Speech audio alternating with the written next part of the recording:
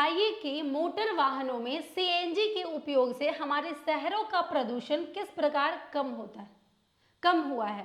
पहले मोटर वाहन में पेट्रोल का प्रयोग, अभी भी किया जाता है पेट्रोल का प्रयोग, लेकिन सीएनजी का प्रयोग करने से प्रदूषण को कम कैसे किया जा सकता है, इसके बारे में हमें समझाना है।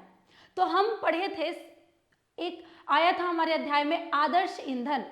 तो सीएनजी जो होता है वो एक आदर्श ईंधन होता है। सीएनजी क्या होता है? आदर्श ईंधन होता है। आदर्श ईंधन का परिभाषा में हम लोग पढ़े थे कि आदर्श ईंधन वैसे ईंधन को बोलते हैं जो पूरी तरह से जलता है और कम प्रदूषण, ज़्यादा उससे पॉल्यूशन नहीं होता है। ठीक है, तो सीएनजी जो है वो एक आदर्श ईंधन है, इससे प्रदूषण बहुत कम मात्रा में होता है।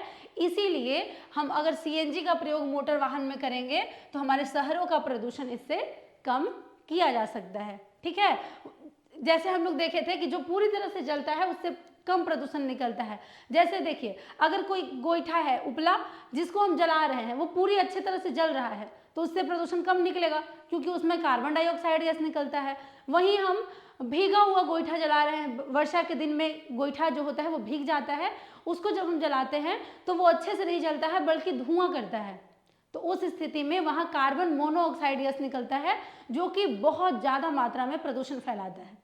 वही यहाँ है, सीएनजी जो होता है वो पूरा अच्छे से जलता है, इसीलिए ये कम प्रदूषण फैलाता है और इसीलिए इसका प्रयोग करके हम अपने शहरों के प्रदूषण को कम कर सकते हैं। ठीक है, इसीलिए बहुत ज़्यादा मात्रा में सीएनजी की गाड़ियाँ चल रही हैं। पेट्रोल अब ज़्यादा उपयोग में नहीं किया जा रहा है। आने वाले समय में पेट्रोल का उपयोग बहुत कम हो जाएगा। वैसे भी पेट्रोल जो है वो सीमित मात्रा में है। ठीक है, तो सीएनजी का प्रयोग करके हम अपने शहर का प्रदूषण को क्या कर सकते हैं? कम कर सकते हैं।